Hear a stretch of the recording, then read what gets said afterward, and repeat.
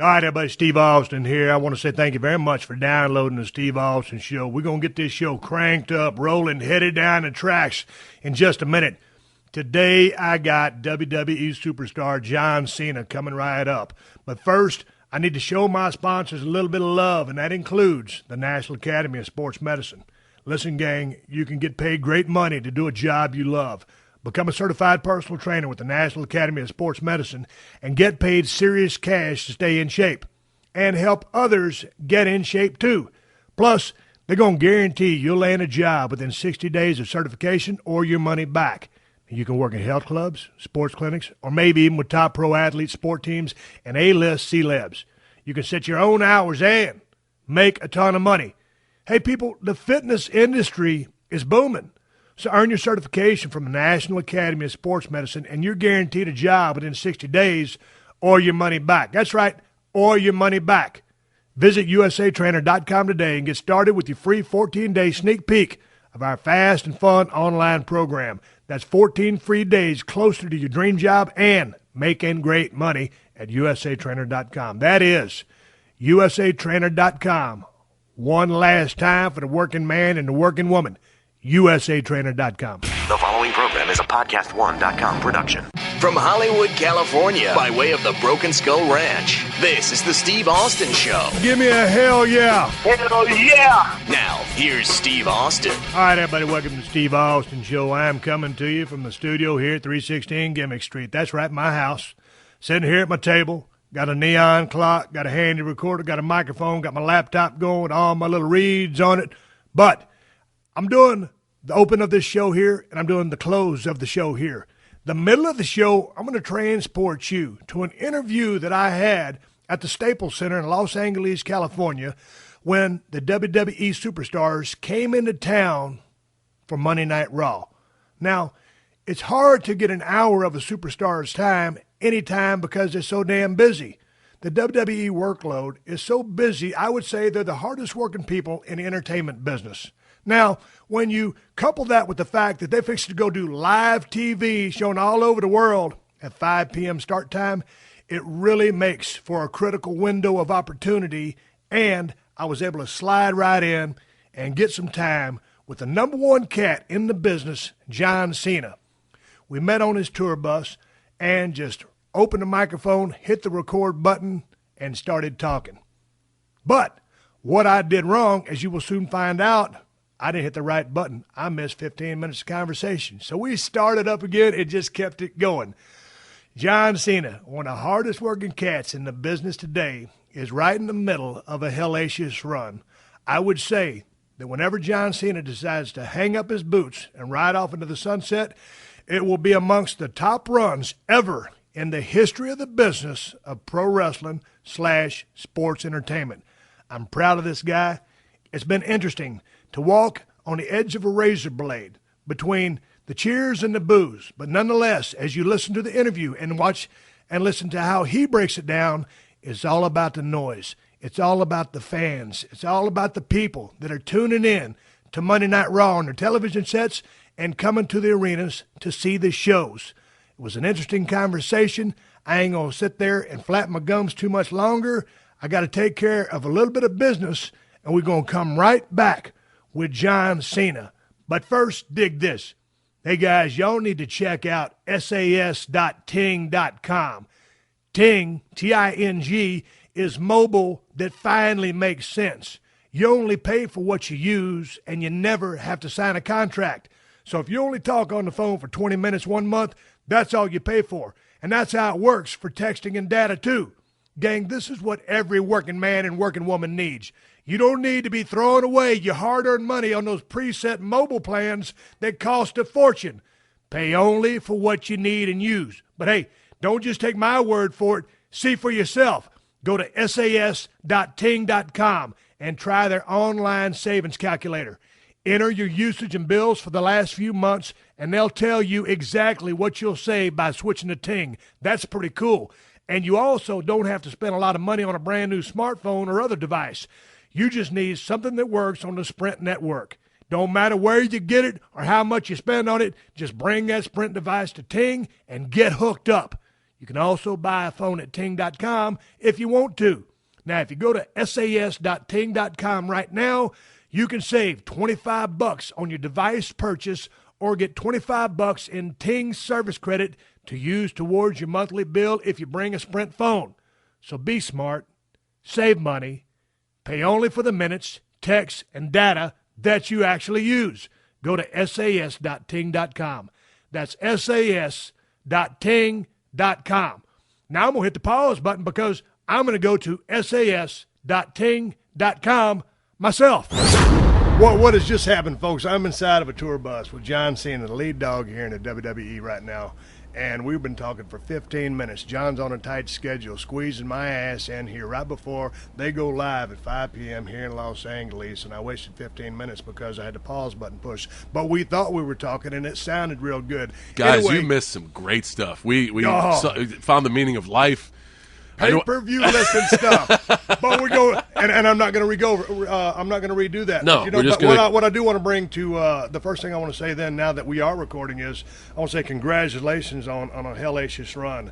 Your run that you're currently seemingly right in the middle of, because I see 3, 6, or however many years you want to keep going in front of you, or whenever you put the brakes on, but you're putting together one of the best runs in the history of our business.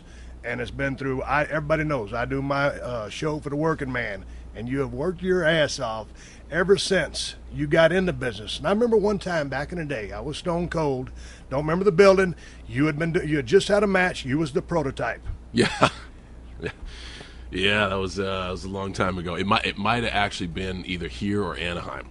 Now, who would have figured? Yeah, I think it was. And but I who would think have that figured still back goes in the down in the days when annals you was of the worst dark prototype? matches in the history of And now here we are. And that's, man, geez, how long is that? It's probably 14, 15 just years about ago? 14 years ago. Yeah, and you was a good-looking kid, and we had words, and can't remember what exactly it was. I didn't know what the prototype was, but obviously you looked good, but didn't have the gimmick figured out. Yeah, it was just right as I broke into the business, trying to find out what it's all about. And What was the thought process behind the prototype? you know what? You know the cat, Chris Bell, of the Bell family, Mark Bell's brother. Yes. Saw me in Gold's Gym and said, "What are you doing wasting your time here?" I was just working literally, I'd show up to work at 5 in the morning, and I lived in my car outside, so I'd shower in the gym at night and do whatever. Right. I'd pretty much hump till midnight and do everything, from work the protein bar stand to work check-in to fix equipment, everything in there. Right. Bell comes up to me and says, "Why are you wasting your time?" And he's referring to Mark Bell, and Mark known and as Chris. Smelly Bell. And, and his brother Chris. Chris did Bigger, Faster, Stronger. Yep. And give a shout out here to Mark Bell over at Super Training Gym in Sacramento, California. Yep. Strongest gym in the Strongest West. gym in the He's West, guy, indeed. He's the guy we're referring to. So we used to talk Raw and WCW all the time. We used to talk WWF and WCW all the time. And they finally just said, "Why are you wasting your time?" Straight up. I got a guy who's training us. Smelly was training at the time. He said, "If you've ever been interested in doing this, it's going to cost you a little bit to get in, but I think you should come down and take a look." And as soon as I saw a ring, as soon as I saw Rick Bassman's UPW piece of crap ring, I knew I wanted to at least give it a try. But were you a fan growing up? Absolutely. Because you come from the Boston area, right? I did, and I come from I don't think there is a normal family system, but I come from a family of 5 boys. Right. My dad was certainly a working man, worked his ass off, but wasn't into watching sports. He'd never sit down and watch football on a Sunday. We would watch wrestling, and he loved wrestling. My dad was the first family in West Newbury to get cable, Right. so he could watch NWA, AWA, World Class, Glow, and WWF Right. as much as he could. And that's the only time, like, I never played catch with my dad. Let's go outside and work on field and ground balls or work on your stance. That wasn't my dad. My dad was, okay, let's have a battle royal in the living room. And he would be in it. And he just... I'd like the coolest dad in the world. It really was awesome. But growing up in a small town, we were the one pro wrestling family in the small town, so we beat each other up, and we'd try to be as as energetic at school, and it just oftentimes didn't fit. Hey, what kind of student were you? Good grades? I wasn't going to make Dean's List, but I wasn't I definitely wasn't a troublemaker. But did you have to crack the books and apply a little bit of effort, but you just kind of got by? If I look back, I wish I applied more effort. Right. So I wish I had done a little bit better, but I learned, I went to boarding school as a junior and a senior, so I lived away from home at age 16, and the lessons I learned about life from 16 to the time I finished college, so much better than anything I could learn in the classroom. But so then, what was that? Being self-sufficient and Yeah, relying on just yourself, getting things done. Not having that safety blanket there to fall through. You know, I went to preparatory school on financial grant, so I was one of there's rich kids that go there and there's poor kids that go there, and I was one of the poor kids. So I had to wash dishes, I had to work at the student store and do whatever I could, and then when I went to college, I had to work student security and work in the student store again and supervise the dorm rooms and take these crappy jobs that caught me a lot of heat but would give me a paycheck every week just so I could get by. Now you ended up, I didn't even bust out my notes, but I got all this down, the name of the college you went. Springfield College. Springfield College, Yep. And you were an exercise physiology major. You Yep. got a degree. Yes, I did. What were your plans to do with that degree? You know what? This is such a awkward thing to say, but I wanted to go to college to play football. Yeah, and you did. Yeah. But you played Division III, and Played you were Division All-American. III. I was an All-American. I was a team captain. As a 18-year-old, I really wasn't looking to 25 or Right. 35. And not too many people are. So when I picked my major, I just picked something that I knew about. I Right. knew about the health and fitness industry. I knew about working out. It was really a passion of mine, still is to this day. So I figured it would be an easy major. And it was, not because the classes were a cakewalk, because I was interested in it. Right. But after I graduated, I didn't know what the hell I was going to do. And I ended up just coming out to Venice because I figured that was like the mecca of health and fitness. I'll find work there. And you'd been banging around the gym, during your college days. Yeah. And so, were you competing already? I had, as far as bodybuilding was concerned, I grew up in a really piece of crap gym in Amesbury, Massachusetts called Hard Knocks. That was just run by a hard-nosed dude. Right. If Mick from Rocky could be real life, that dude would be Dave Knock. Right. And he kind of instilled in me at a very young age, there is no substitute for hard work. You show up, you clock in, you get shit done, period. Right. And anything else is an excuse, and they don't tolerate that. And, Right. and the cool thing about Dave was, even at his age, he would hang right with you. So it's not, I also learned that there's folks that just stand there and bark at you like a drill sergeant and never lift one weight. But the dude who can be right next to you, going through the struggle with you, and then say, hey, if I can do it, you can do it. Like, there's something to be said about that. Right. So he kind of instilled that into me at a young age. And when I used to come home from prep school, he would have me kind of follow a bodybuilding regimen just to stay in shape over the summer. He didn't want me slacking. And then when I was 18, I was looking all right. And he was like, hey, we want to throw you into the show at the end of the summer. Right. And that became like the tradition. I'd go play football during the school year. I'd come home, and my off-season regimen was like a bodybuilder program, so I could show up to the preseason lean and ready to go. Right. Now, dude, you got good genetics from a bodybuilding standpoint. But, dude, you're also one of the strongest cats I've seen in the gym. Some of the stuff you've done in the ring, it kind of blows my mind. Some of the bodies you've been throwing around. What are your best in the three lifts? And I know you like Olympic-style lifting. Yep. But let's talk powerlifting right now. Let's talk about the squat, the bench press, and the deadlift, because I know you just hit a new PR on the bench. Yeah, finally, after chasing it for about 4 years, I PR'd at a 481 bench. I put that on Twitter. You can see it at John Cena. I try to keep the fans up to date with kind of what I'm doing. Best squat ever is 600. Best deadlift ever is 664. And thank you, Mark Bell, for the deadlift advice and the benching advice. He kind of taught me how to bench and how to deadlift, so I owe him for those PRs. But people watch our business, and they know it's entertainment. And they think a lot of what we do is smoke and mirrors. A lot of it is just guys focusing on their strengths. Right. And I've been blessed with the ability to work hard and stay strong. And I kind of like showing that off in the ring. But just so people don't know or don't think it's, that isn't really what it is. I also like to, using social networks, let my fans in on the fact that, listen, this is really happening. This is really going on. This is really how we train. And on Twitter, you're at John Cena. Yep. On Facebook, I just read on MSN. I keep my laptop on my MSN for my homepage. I just saw that you surpassed Kobe Bryant as the imagine most that. liked We're here athlete here in the Staples Center. in the United States or the world. In the United States. Yeah. Yeah. That's badass. That's just a testament to the reach of the WWE. Right. I mean, one can only speculate if Facebook had been around when the Attitude Era was around, the absolute statistics. It really goes to show how well Vince promotes his product and how far globally WWE reaches. One of the things I like about you, John, is every time I've seen you, you always have a smile on your face. And I've seen you when you had a smile on your face and you were smiling through pain and being dead dog tired. But you have always had a smile on your face. And that's the straight up truth. the schedule is absolutely crazy. It's highly demanding. You paid a lot of damn dues. You are having such an interesting run in the business. It's almost like you're walking on the edge of a razor blade. Sometimes you get into an arena, and I'm watching Monday Night Raw, you have some of the people booing you. Yeah. You have some of the people, most of them cheering you. And I always It look depends at that. on the city. Yeah, it depends on the city, Yeah. of the percentage of which Oh, way yeah. it goes. Oh, yeah. But I always and people once they pay their money for that ticket, they have the right to do exactly what they want to do. Sure. That's what they're there for. Absolutely. But they all do it, from my opinion, with respect. There's not one person out there, I think, that can watch the program and not have a ton of respect for what you do. But when you go out there and you get that mixed reaction, what's going through your head? Because, from my days in the ring, you're trying to be either a babyface 100% or a heel 100%, love or hate, and you're walking that razor blade each and every single night. Does that mess with your head? No, not at all.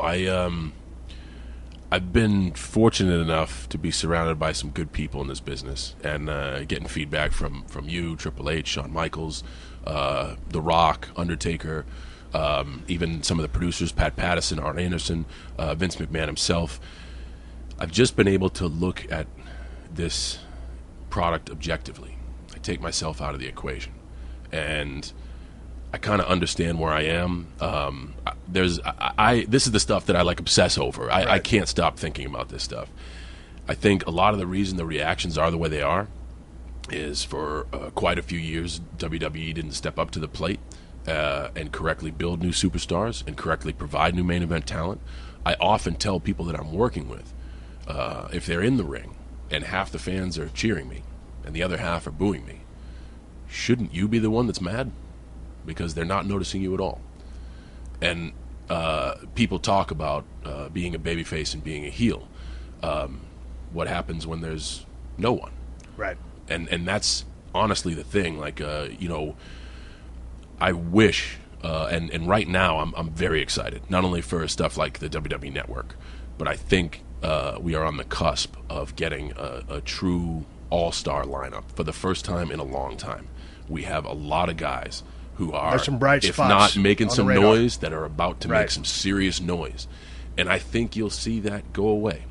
And I'm objectively looking at it. Right. Because when you have one dude and you're trying to make superstars off of that dude, a majority of the audience just recognizes that one guy. Right. And that's why when you have a feud with Daniel Bryan or a feud with The Rock, you don't hear the "let's go Cena, Cena sucks" as much. It's Right. cheer for one guy, boo the other guy. Right. But when it's a one-man party out there, oftentimes Right. the crowd is attached to the one man. Right. We've had conversations in the past. It's great to be hot. It's great to be hot, but you need somebody to dance with. It's all about the dance part. And I mean, it's not that what we have isn't good. No. I mean, I could waste 4 hours talking about the state of the business. Setbacks. I think guys can't overcome. I think we have a locker room full of very, very talented superstars, but I also think we have a locker room full of superstars that are fearful for their employment and are not willing to take that one step that Austin 316 whipped your ass, or that put a hat on backwards and a chain around your neck when no one else is doing it. Go out on a limb. Go out on a limb. I feel sometimes when I come back every now and then and just kind of observe what's going on, and I'll probably step into the building here in a little bit, but I know a lot of guys are walking on eggshells because there is no other place to go. There is no alternative. Yeah. Can you go to the indie scene? Yes, you can. And I say this with all due respect to anybody on the indie scene, living their dream, doing their thing, having fun. When you're at this show, when you're at the level that you're at, there is no indie scene. No. It's this or nothing. And for these new cats coming up, it's great to get noticed on the indie scene, but this is where you want to be. With only one game in play town. for the Yankees. Yeah, you want to play for the Yankees. But with only one game in town, I agree with you. I just think people are afraid to go out on a limb and take a chance. And like you said, to your point, the 316, the hat, the backwards, the chain. Just taking the a rap chance. type thing. And everyone thinks, critics especially, because critics just criticize. Everyone thinks that I was just handed the key to the city. You were not. people have to remember I wasn't anybody's first choice. If you're You looking, were not. If you're looking at a bench of people, I'm last on the bench. And it was an extraordinary set of circumstances with the entire WWE roster that I even got a chance. And I knew that. I wasn't blind to what was going on. So what did I do with that chance? I made the most out of it. And I took risk after risk after risk. Countless weeks in a row, I was told by producers and Vince himself that I would be fired if I kept taking those chances. Right. But the one thing remained the same. I would go out there, and the audience would relate. Right. And in a business sense, where you're in the business of entertainment, whether it's opinionative. It's like floor gymnastics. I scored a 10, you scored an 8. Why? Highly Because I like subjective. this. Yeah, exactly. But the one constant is noise. And if you go out there to noise, then you're doing okay. And the thing that really, I don't get mad at a lot nowadays. The only thing that really frustrates me is when I see a guy with all the tools, or next to all the tools, who is just afraid to take that leap of faith. Because if you believe in yourself enough, and the best advice I got on psychology of WWE in general was from Shawn Michaels. And he said, if it's really loud, or if they're really loud, it was really good. Right. And that's it. And a lot of stuff, you can, looking back at what people say, like work rate or whatever, you know, if they're really loud, it was good. Because our job is to make the audience loud and make everything exciting and make everything heartfelt. And I think that's where the polarization of John Cena comes from. People know they're getting me. Right. I speak from the heart. If I win, I win. If I lose, I lose. You're getting me, no BS. Just like they were getting you. They got Steve Austin. When Stone Cold went down that ramp, there wasn't a second you didn't believe you were Stone Cold Steve Austin. And as a fan, that's what I can relate to, and that's what I'm getting goosebumps just talking about it. You know, and that's why I can keep a smile on my face, because I love what I'll do, and I'll be the guy who I'm gonna play along with the plan. Right. But when you want me to do something, have some faith in me as a professional that I'm gonna go out and do it my way. Right. Before I go to the Royal Rumble match with you and Randy Orton. Yeah. How much creative input do you have in everything that you're doing right now? Because I would imagine they're going to brush stuff by you, but you're carrying a pretty big stick right now. Oddly enough, you hear these stories about guys planning their own future and whatever. I'm not really good at quote unquote booking stuff. I don't understand that. I don't want to say it doesn't interest me. But I'm good with, hey, we have this for you. Okay, I'm going to take this, I'm going to try to make it great. I would say I was kind of in the same boat with you. I'm kind of, okay, give me that steak, and then let me put a little salt and pepper on it. That's probably what I was best suited for. And that's actually, it's helped me in a way, because I never look forward to this or hang my hat on, well, I got this great idea, and they didn't use it. So many guys are like, they didn't use my idea. Right. They just don't do that. You have to be able to take the steak that they give you, even if it's Waffle House thin, and make it taste good. Right. You know, so I get excited about working with new guys or giving new guys an opportunity. There's also so many people out there that will say, oh, you know, he's just hogging the spotlight and he won't even give anybody a chance. I could give you a list as long as the Constitution. And please, you know, like, let's do this. I think this guy has potential. Let's go with him. And that started back in Albany with Edge when we did the Elimination Chamber, and he won his first championship. Every single person who had a thought on that told me not to do it. Right. But I thought it was going to be great. Right. Hey, let's talk about the Royal Rumble match with you and Randy Orton just a couple of weeks ago as we speak. It was very interesting. Obviously, I loved it. I'm still in the business. I mean, I'm out of the business, but I'm in it. And anytime you can say something's interesting after seeing what you've seen, that's good. But, you know, you guys, I think it's a matchup that they've seen a lot. And all of a sudden, you know, maybe they wanted a little bit more Daniel Bryan or whatever. You know, was heading into the Royal Rumble. And so there you are, the top guy with another top guy, two premier hands, and the audience is going absolutely crazy with the cat calls of different names, and then you guys in there trying to tell you a story. Man, I don't hear very well, but you put me in a squared circle that's 20 by 20, I can hear a mouse fart way up there at row 100. Yeah. And so when you're in there, you do something to elicit a response. Based on that response, you proceed accordingly. Sure. All of a sudden, when that crowd's not giving you that feedback, what was going through your mind? I mean, I know you've been there way more times than I have. So what's going through your mind when something like this is happening? Debatable, but oftentimes you find in certain cities, certain circumstances, certain audiences, The audience after WrestleMania, the day after WrestleMania. Anytime, sometimes we go to Toronto, sometimes we go to Montreal, an audience for the Royal Rumble. It is the most diehard WWE collection of the universe that we get. Right. And amazingly enough, disinterest is silence. It's absolute silence. Right. When you see people walking up to the concourse to go get nachos and a beer, Right. that's when you got to reevaluate yourself as a professional. Right. But if they're just blatantly cat call after cat call after cat call, a lot of the nights, I've often said this, the WWE Universe is our biggest superstar. Because if you film our show in an empty arena, Right. it's not as exciting. Right. But with all that chaos going back Yeah. in the crowd, and our audience likes to be involved, like chants can spread like wildfire. Right. So if you get a group of 1,000 that starts chanting one thing, pretty soon the whole arena is going to be Yeah, chanting it.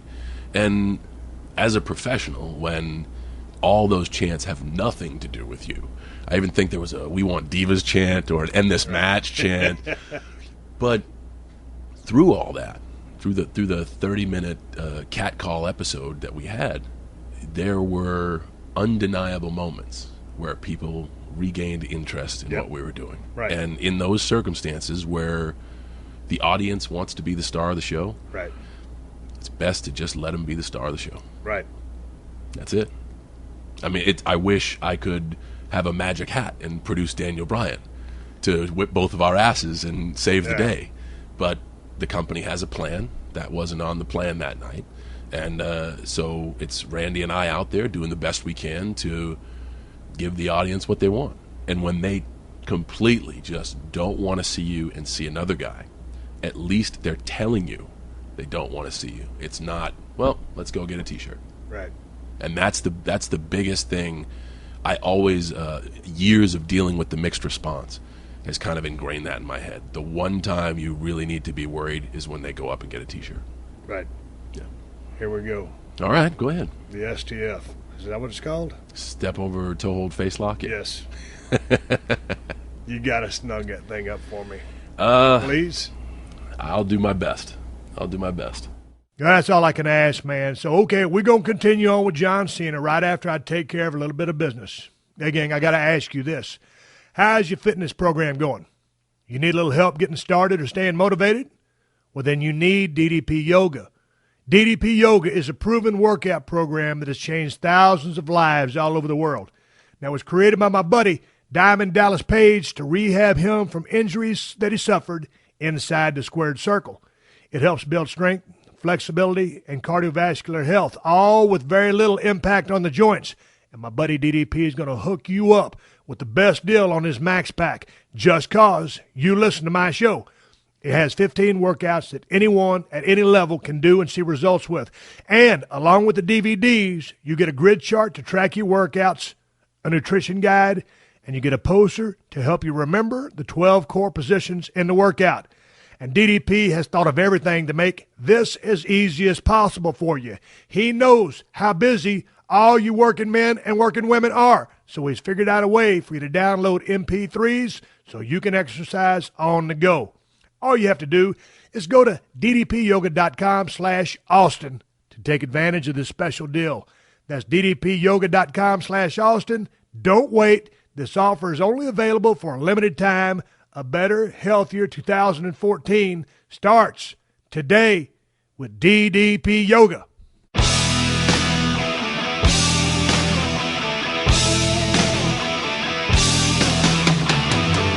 Folks, I'm inside of a tour bus with John Cena, the lead dog here in the WWE right now. Let's talk about cars. I know you're a big car collector. Back in the day, you had a bunch of muscle cars. Yeah. And you probably still got a bunch of them, but you kind of got into some Italian stuff now. Yeah. So you're big into the cars. Anything new? I think I have the stuff I want. I listened to you talk with Jerry Lawler about being wise with finance, and it's not how much you make, it's how much you save. Yep. And I viewed the cars as an enjoyable investment. You can't really drive a stock certificate around town. Right. And when I knew the muscle car market was going to hell before it did, I kind of flipped my investment into what I felt was a safer investment, and it's done me well so far. But I really have a passion for automobiles. I've had it since I was a kid. Every time I talk to you, you're spitting out VIN numbers. I mean, trim packages. I yeah, mean, and that's the thing. Like everything. I mean, like I'm not going to get under the hood and take apart a motor and bore it out and stroke it. But I really am fascinated with what auto manufacturers do, what they come up with. I don't need the newest, latest, greatest. I fall in love with designs and just certain cars. I think that's why I liked all the old stuff. The Italian stuff I have isn't the newest, latest, greatest because you get killed on depreciation. It's a bad investment. But I'm a car guy. I just like You're cars. passionate about cars. I love driving. I love being in something going down the road. Do you enjoy driving as well? I do. I've had a few decent accidents in my day, so I think my days of driving like an idiot are over. Right. But I do enjoy those cars, especially the Italian sports cars, the mid-engine cars, are built to drive. So I have fun with those, but not reckless fun. But one gig, I think it was a couple of years ago. By the way, I feel so bad for Randy tonight because she told me to cinch up that hold. What's I'm going to be watching. Do you ever go to any driving schools? No, It's been one of the things that I've been wanting to do for the last couple of years because I just love to drive, and I'm not trying to be a race car driver. I just want to go to a performance driving school just to up my skills and go through the paces and do a 3-day course. Yeah. You ever done anything like that? I have not, and that's any desire to? I would love to waste a weekend, but you ain't got a weekend to waste. I don't have. Yeah. It's a strictly a time thing. What are you passionate about other than cars? I mean, I know. As we talked, is a lot of times you would just go to your gym. You got a badass gym down in Florida. Yep. And you said you just spent a couple hours in there training. I get that. I know you love the iron. Yeah. But what else do you do when John Cena is not working and you're working damn near 24/7 every single day because you love to be on the road? What else do you do? Honestly, Steve, it's going to sound extremely one-dimensional, but I know a crazy older gentleman that's just as one-dimensional that's going to sit at gorilla position tonight. I think about this. I think about WWE as a whole, not just me as a performer, because this is a very ego-driven, selfish business, and a lot of people think of it from their perspective and not the perspective. I think of ways we can better the company, better ourselves. I'm taking Mandarin in my off time to try to expand our markets in China because with all how's that going? It's a tough language, but we don't have enough development in China. We should be better over there. A lot of cats over there, and they love entertainment. The economy is thriving. They've developed a strong middle class, a strong upper middle class. They love entertainment. Right. And WWE translates language. Right. But for some reason they don't understand what we do. And for us to be able to get into a market like that and to be able to tour over there, to be able to be televised over there, to be able to bring the network over there, that would be an enormous financial boost to the machine. So in my off time, I lift, I drive around from the gym to my house, and I'm trying to get us into China, I guess. So how's the Mandarin lessons going? How far down the road are you? I've been studying for about a year now in my off time, so it works out to be on average 2 to 4 hours a week. Now dig this. Back in the day when I was living in Atlanta, Georgia, started going back and forth to Japan, I figured I'd get the big idea and get one of them 16 cassette language kits. I listened to one cassette. I could say "Simose" and something else, and that was all I got. So with this process, what's your you got an instructor working with you? I do. I'm not good with the cassettes. I'm not good with the web. Like they want to do FaceTime stuff. I'm good like this, talking with someone, because they can get a feel for me. They can get a feel for what I want out of the language, how I want to communicate. So I have a good tutor, and we meet whenever I can. It's not much time, so it's going to be, I think in a year I would be the equivalency of like achieving like a freshman education in Mandarin. Right. So it's going to take a long time. Gotcha. But China will always be there. I like I said, I keep saying I do this show for the working man, and I'm sitting here in your bus, and I talk to you on occasion. How often we talk, man? Every couple of months. Yeah, I'll be honest with you, it's whatever. not long enough because you always have insightful advice. I remember a story between you and I. And it's always been, oddly enough, you've always just been kind of a ship passing in the night. Yeah. But I remember after it'd been a while since you've been back, but you were around, and I was on SmackDown, and I had seen the worst of times, like when everybody was gone, right, and they brought up the OVW class, and we were doing, events in D.C. with 700 people paid. Right. So I saw some pretty bad stuff, and we were at Staples, and it was looking pretty good. And I had started getting a little bit of shine. I was feeling pretty good, and you in classic Austin form, you actually came up. How you doing, kid? I said, I'm doing pretty good. Everything going all right? Yeah, it's actually going pretty good. Like, program's doing great, and everything's doing great. And we were at the gateway, so you could see inside the arena of the Staples Center. And you just said to me, he said, hey, what's that up there? What do you mean? That black curtain. We didn't have that type of shit when I was performing. This place was sold out. All right, kid, good talk. And then you just walked away. And it was a subtle hint to, no matter how good you think you're doing, you can always do better. And you were so good. Yeah, I wasn't trying to stick it up your ass or anything No. because I've heard you tell the story before, and I didn't mean it as an insult. And it wasn't taken as an insult. And that's the thing. Like, a lot of this business is false motivation. They'll pat you on the butt and say, oh, good match. Right when you come through Gorilla, they'll pat you on the butt. Oh, you did great. I wish there was more motivational reinforcement like that. Because that day, I was like, you know what? I'm not quitting until this place is sold out. And when it's sold out, we're doing LA Coliseum. Right. And when that's sold out, we're going to do, San Francisco's ballpark. Like, you get the perspective of, man, you may be doing good, but do not ever rest. Do not ever settle. As long as you're riding this train, your goal is to make it better, period. And I took that to heart, honestly. Dude, man. I mean, anybody and anywhere can apply that to their life. Honestly, I think so. And you say I walk around with a smile on my face. I do, because I try to take that approach to life in general.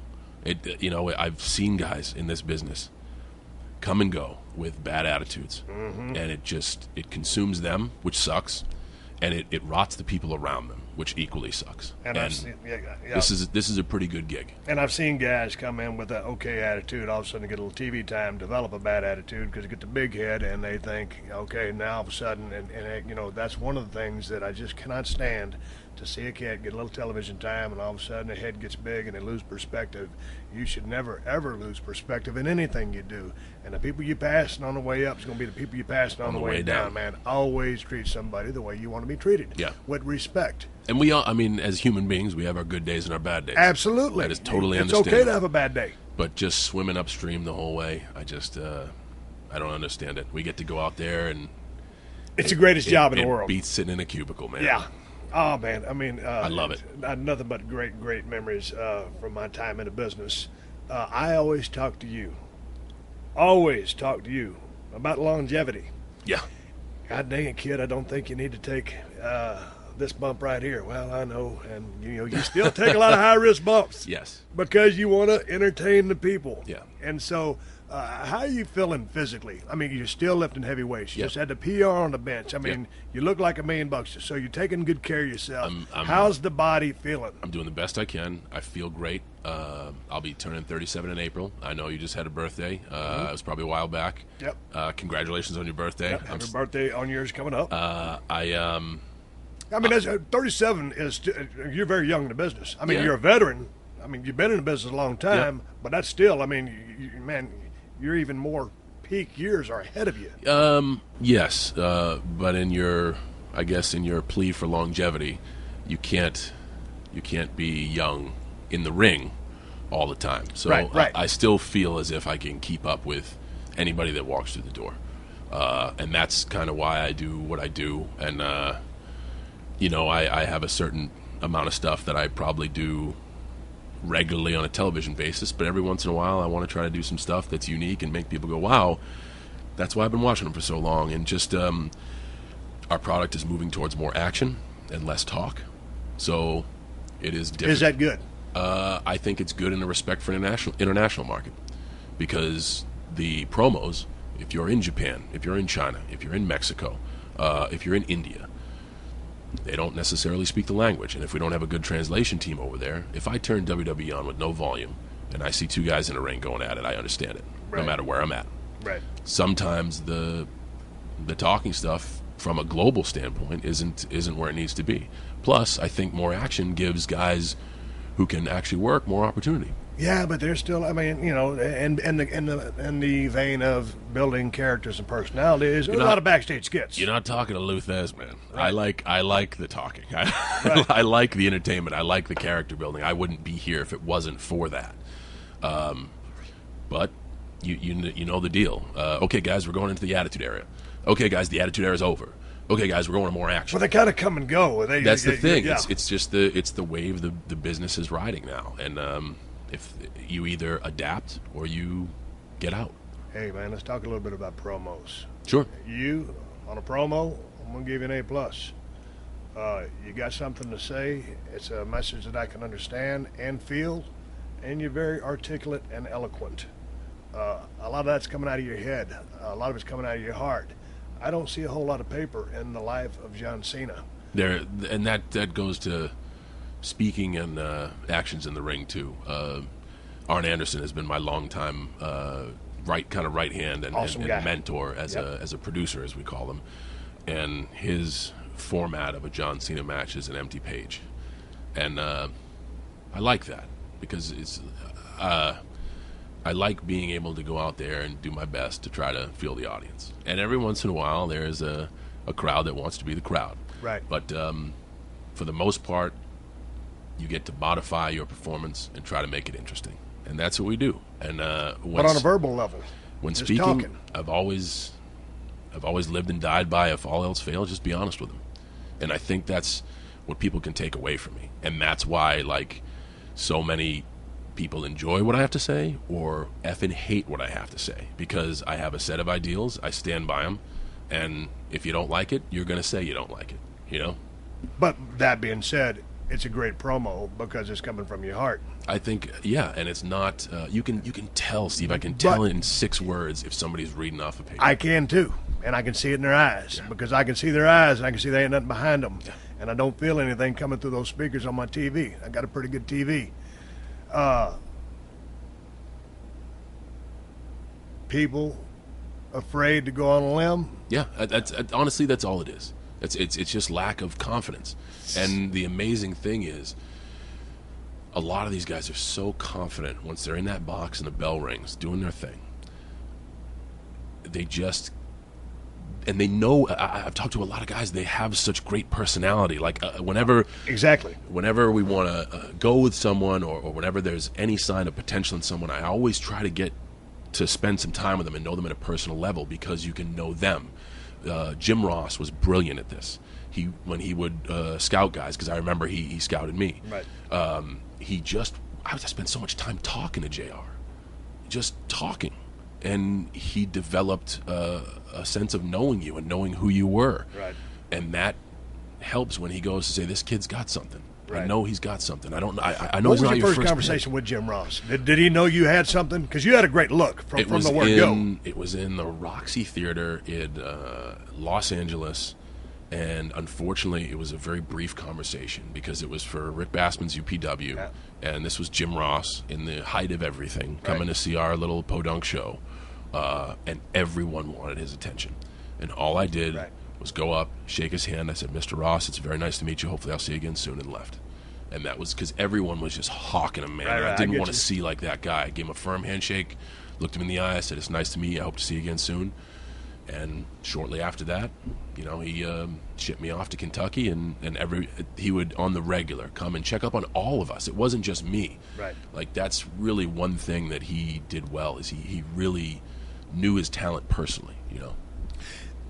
The announcing game has changed a lot. Yeah. Don't talk so much about what's happening in the ring specifically, or help tell the story of what's going on in the ring from a visual standpoint.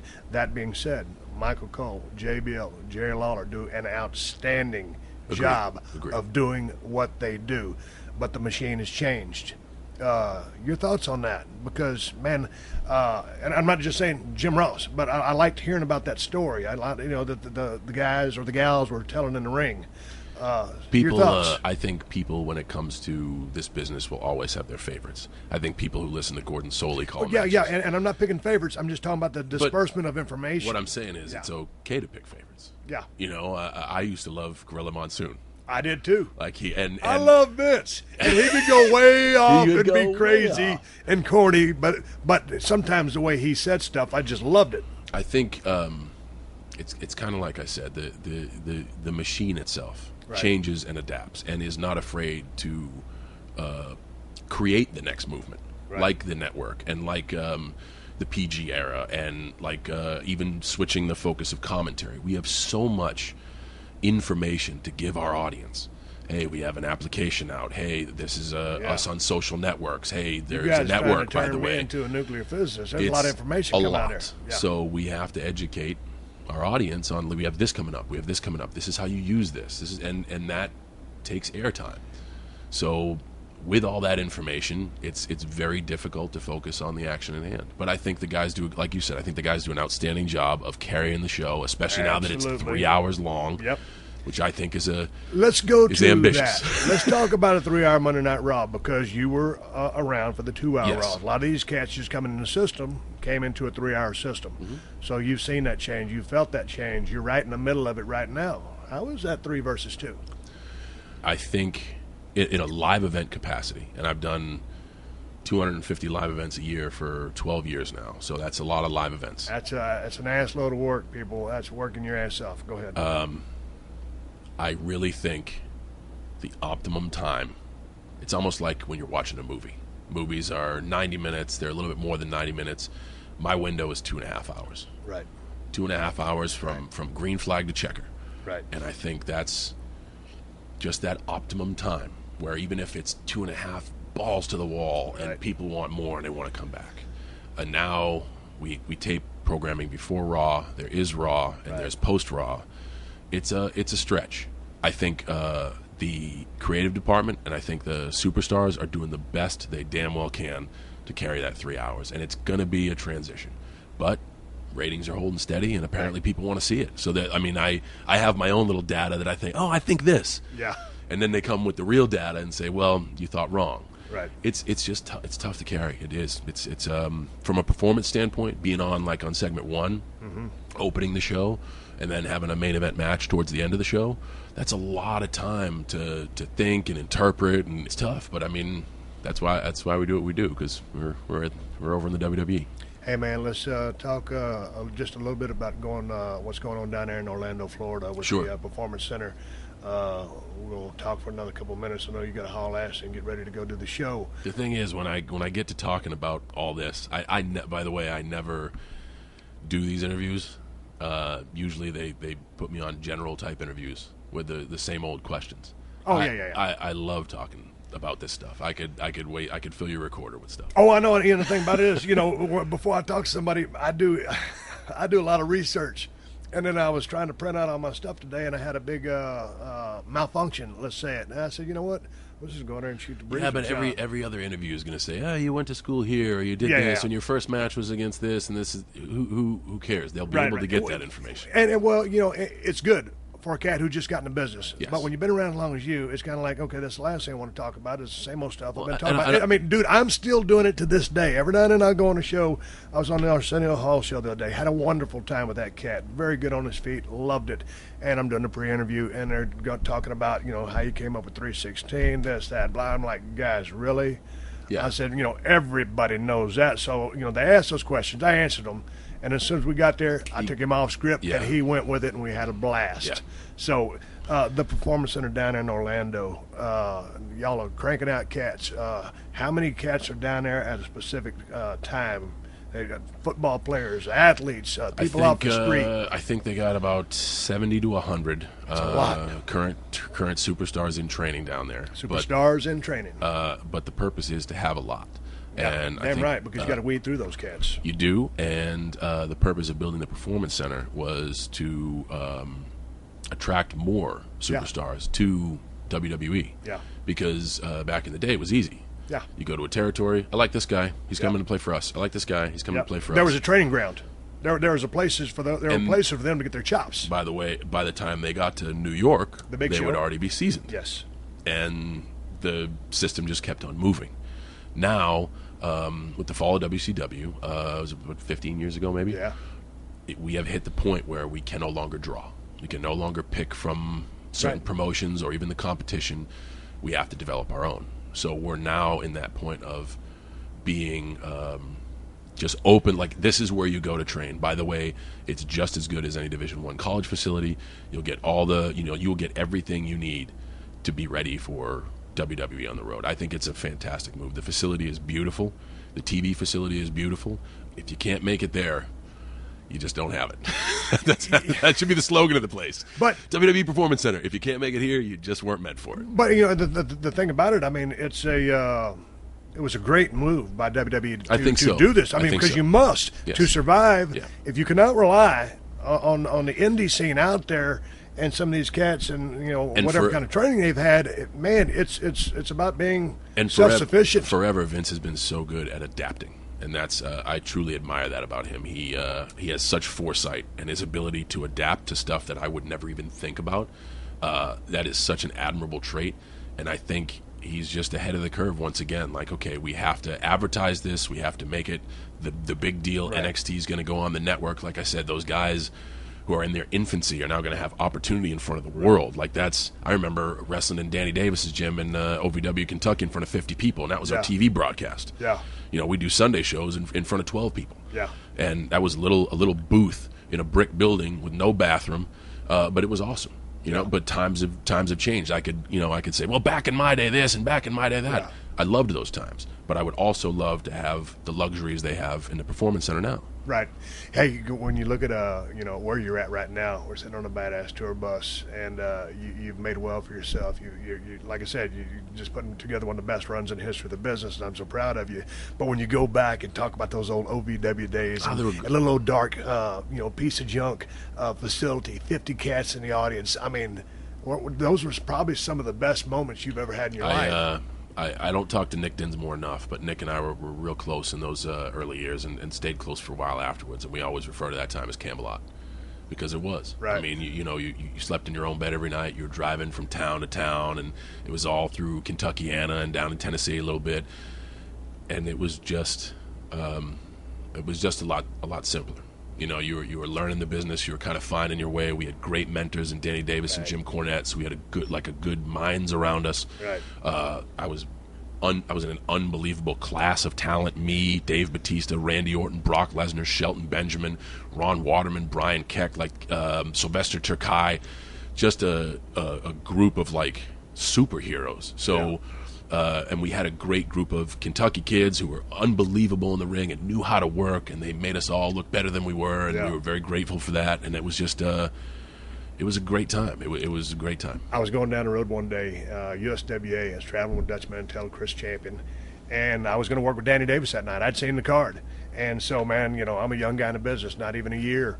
And, of course, Danny Davis, Nightmare Danny Davis, has been in probably at that time 15 years and was a hell of a hand, great psychology, premier worker. And so I figured, man, I ain't got to think about nothing. Because I always call all my matches because I don't hear very good. And so, I'm just going to listen to Danny, because he's a veteran. And by all rights, I should. And so I just went up to him before I went out. I said, hey, Danny, I said, anything you want to do tonight? He goes, no, I'll just listen to you. I said, and this is the kind of guy Danny Davis is. I said, Danny, I didn't think of anything all day. I just figured I'd listen to you because, you're you. Yeah. And he goes, no, kid. He goes, I seen your work. You got it. If you get lost out there, I'll give you a hand. And that's what Danny Davis did for me back in the day and trusted me and got me out of a couple of jams that night in the ring. And I always loved working with him. One quick story. We had a battle royal one time. Danny used to like to chop people. Yeah. So I backed him in a corner. I started chopping him about 3 times, and he spun me around and started chopping me.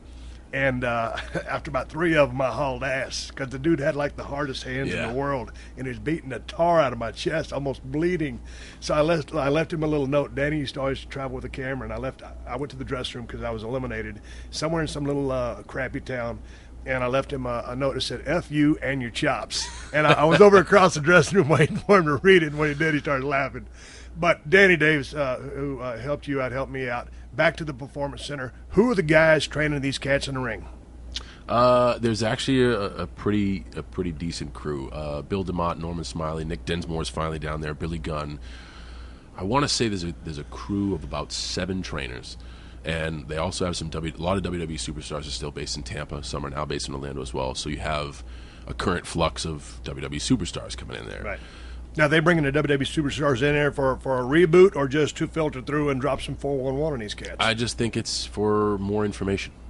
Honestly, they're giving the people who are down in NXT every single chance to succeed. I mean, their practices can go from camera straight to Connecticut, live time as it happens. Yeah, so not only do you have your trainers down there, but you have who's ever watching on the other end of that in the tower looking at you as well. Might get an opportunity. Yeah. How often do you go down there? Since it's opened, I've been down there 4 times. Now, your day. What are you going to? You going to go down there and give them a motivational speech? You down there and drop some information on them? Talk about the road? What I've actually done different things every time I've been down there. First was a TV broadcast at Full Sail, and I was just advertised main event, so I was not on television. I was just afterwards for the house. But after I talked to the entire group, they have an auditorium set up that the group changes in, but I talked to the entire group and told them what an opportunity NXT was, because it is just that. Like, Triple H goes to every television taping. Right. You don't have a better chance of getting spotted by somebody than by him. Like that, every time you go through the curtain in NXT, you got a chance to break out. Right. And then another time was when I was rehabbing my elbow, so I actually got in and got in the ring and got to get in the ring with some of the guys. I just did a muscle and fitness shoot for a cover that's going to come out in WrestleMania. I did it in the Performance Center, and I worked out with Antonio Cesaro, which he is another abnormally strong cat. I've heard. Yeah, and just wonderful in the ring. He is the stuff he does is pretty impressive. And I was down to the Performance Center itself just to take a tour of the place, check it out, and I wanted to talk to the students, but they didn't have anybody there. What is Cesaro's background as far as strength goes? I know he's an athletic phenomenon. Is it powerlifting? Is it Olympic style lifting? He's a little bit of everything. I think he's like me. He's been bit by the Olympic style lifting bug. He is just naturally strong. It's fun. It's fun to watch him. It is fun to watch him, and I'll say this: I'd like to see him keep filtering through the process. I see a superstar in that guy. So do I. I think he's in the making. Yeah. I don't think he's found it yet, but I think he will. I think the one thing he is missing is what we spoke about earlier. You have to find yourself, and you have to let the audience hold on to yourself. That and he's got to be able to express that to Vince. And to go back to your point about Vince, Vince. And his vision and his foresight, the ability to see and understand things. The thing I always liked about Vince was if you present that guy with an idea, he will listen to you. Yeah, absolutely. He will lend an ear to anybody who's got an idea. Obviously, the higher up you're on the totem pole, the easier it's going to be to get to him. He's being pulled in so many damn different directions these days, it's hard to get a word in, but, I mean, he'll listen to it. If I could use your airtime, because hopefully some of my colleagues are going to be listening. Go ahead. People think he's unattainable. And this is it is an individual business. It's built on individual personality. I am the guy who's the total other way. I'm a company guy. I'm a team guy. But if you're an individual and you have something you believe is successful, why don't you take it to your boss? Right. Why don't you take it? And I have this. I want to do this. Let him say no. Right. But a lot of people get stuck at that door, and that's where the gossip sites or whatever develop this black cloud of there's this sort of politics and there's this sort of BS. The politics for me at the end of the day is to make sure our bottom line is the best it can be. Right. So if I got a guy who I think is going to make some noise out there, why wouldn't I push him? No matter what he looks like, no matter what he works like, we're in the business of making individuals. Right. And all creative can do is do its best to estimate what that individual wants to say. Right. And a lot of times you got somebody that isn't you trying to create for you.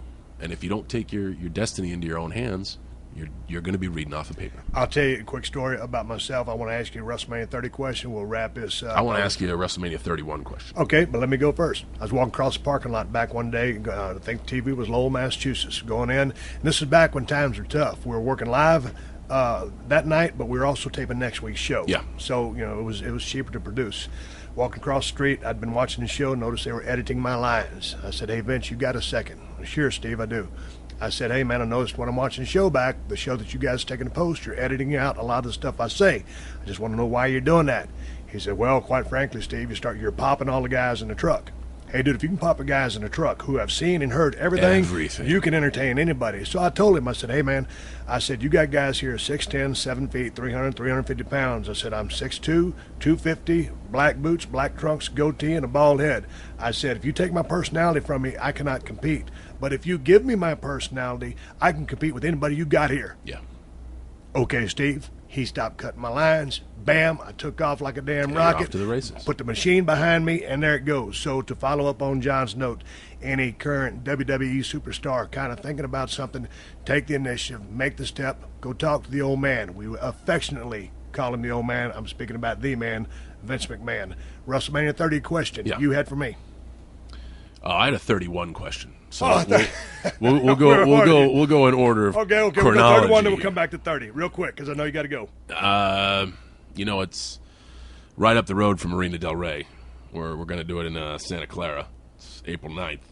I'm giving you enough lead time for your schedule.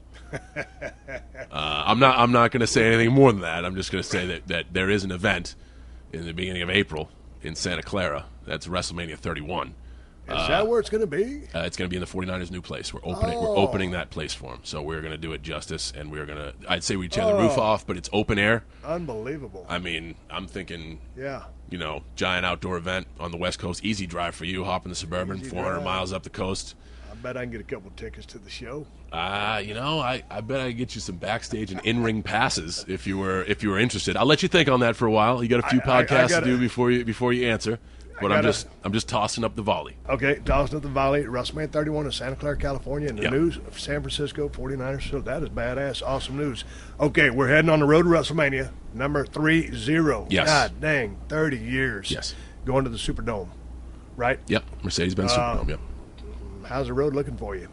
Right now it's uncertain. Right, and this is that weird moment where if you don't win the Royal Rumble and you aren't the champion, even being the champion, the Elimination Chamber, we have that February Elimination Chamber pay-per-view, it's uncertain. And a testament to the WWE Universe is the fact that we've sold 60,000 tickets to WrestleMania 30 on virtually one competitor, not even a match, one competitor. So WrestleMania itself stands alone. I've looked at every WrestleMania I've been a part of, and this will be 10 for me. Every single year, Vince finds a way to do it bigger and better. So I don't know what we got planned, but I know it's going to be bigger and better than last year. That's all I got. That's all you got? I mean, that's it? Well, Here I am wired for sound. I'm talking to Steve Austin. This is great. I'm going to go make my way into, I don't know, I might go in the building.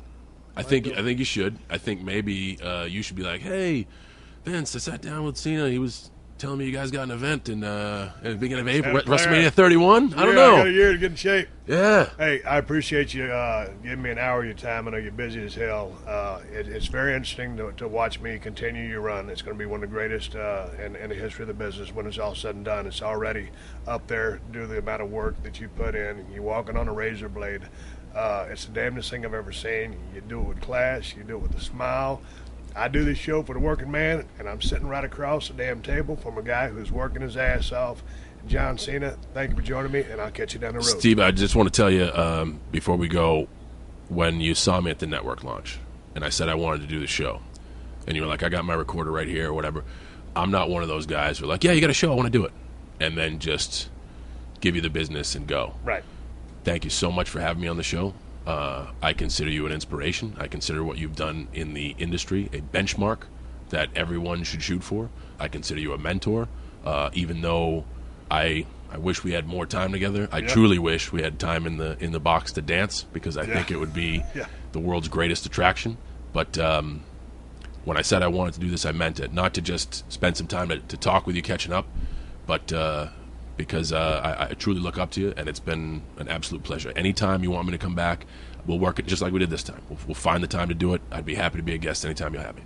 You got it. Thank you. All right, everybody, that wraps up my conversation with John Cena. One more time, a shout-out and a thank you to John Cena for giving me a little bit over an hour of his time, of which I wasted 15 minutes because I pushed the wrong button. On the day the WWE came in Los Angeles and was at the Staples Center to lay down a Monday Night Raw, live television. You can't get a more jam-packed schedule than that. And all the WWE superstars out there on the road busting their ass, trying to pay those gimmicks, they keep sending them in the mail. And I do my show for the working man and the working woman. And John Cena epitomizes the working man more than anybody I know. A guy who puts himself on shows that he's not even booked at. A guy who comes off the top turnbuckle when he doesn't need to. John, tighten up that submission hold, that STF, whatever you call it. I'm seeing too many gaps in it. That's the only thing I'm going to nitpick on you, mister. I appreciate your time. I tell you what, here's also a credit to John Cena. And this ain't a smoke-blowing session. The guy's trying to learn Mandarin Chinese so he can help the WWE move into China as well as all over the world that they're already at. So I tell you what, I keep telling you people, that person over in China keeps sending me those emails to questions@steveaustonshow.com, and I don't know what they say. But when John Cena learns Mandarin Chinese, I'm going to get him to be my translator. And if I ever go to China, I'm taking John Cena with me so he can tell me what they're saying to me. I don't think I'm heading down to China anytime soon, folks, but I just thought I'd put that out there. Hey, I got a little piece of information from my buddy, Diamond Dallas Page, because coming right up between March 1st and March 11th, he's going to be out in the United Kingdom, Wales, Ireland area on the Bang Q&A tour, and he's also doing DDP yoga workshops in London and Manchester.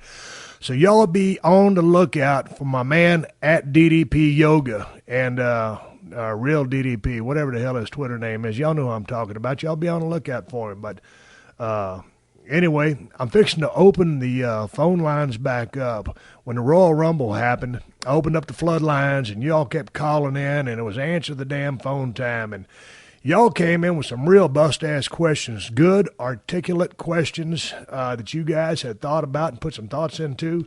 So I'm going to open that thing up again, probably after the Elimination Chamber. If I'm not mistaken, that's this Sunday. I could be wrong, but I'm not even going to push the gimmick button on my computer and fire it up. That's when I'm going to open up the phone lines again. We'll talk about what's happened at the Elimination Chamber as we move closer to WrestleMania.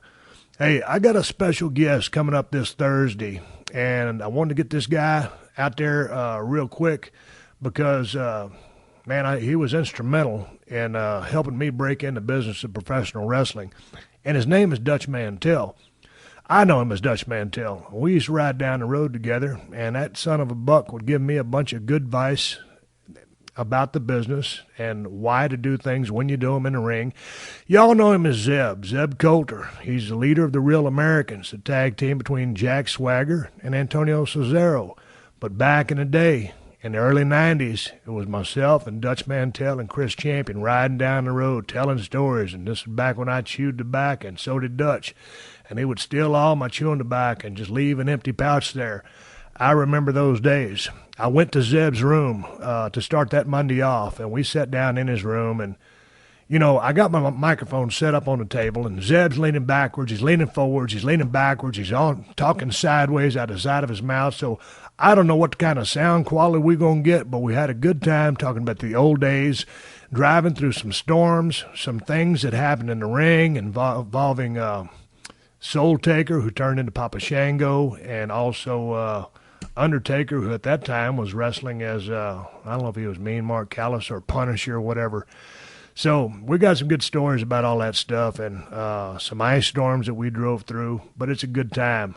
I got Steve Regal coming up right after that. And I'm trying to get all these WWE superstar interviews that I recorded out there on the airwaves because they were good enough to lend me their time. I want to crank these out ASAP just so, what we're talking about isn't real-time relevant, but I want to be able to try to get their words out there.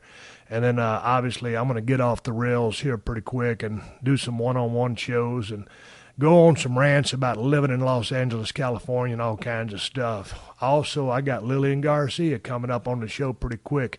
She's coming by the studio here at 316 Gimmick Street. Be sure to look for that one. Look for my podcast with Steve Regal, The Big Show, and a couple other cats that I got in the gas tank that I'm not going to let you know about right now. And I also want to say thank you to all of my sponsors. If I'm reading my sponsor's copy on the airwaves of the Steve Austin Show, it means I believe in their products. So I'd appreciate it if you guys can use any of their services. Look them up, because I don't do any reads. I don't talk about anybody's stuff that I do not believe in. I also want to say thank you to everybody for clicking on the SteveAustinShow.com, going through Amazon and doing your shopping that way. That's the best way to support the show, and it helps us pay all the bills, keep the show going, put the show together, do all that stuff. It's bill paying. That's all it is. It's a business. And I was almost about to go on a little stuff I've been writing for you guys, but I got to wait to go unleashed on that one. But anyway, hey, man, I keep flapping my gums here forever. I appreciate you guys hitting the download button, and you gals, too. I appreciate y'all hitting the download button and listening to the show. Hit the subscribe button. I got 2 different shows, Family Friendly Tuesday, Off the Rails on Thursday. Y'all know the deal. Thursday's Explicit Tag. And, man, I'm still getting your emails, questions at SteveAustinShow.com, and they're coming from all over the world. So if you enjoyed the show, tell 2 friends and tell them to tell 2 friends, tell them to spread the damn word. And that way the podcast can grow, and I can keep opening 2 cans of audio whoop-ass every single week for you guys to download for free on your way to work, on your way back to work, while you at work. Whenever you listen to it, I'm here to do it. Just got to pay the bill, so I appreciate the support.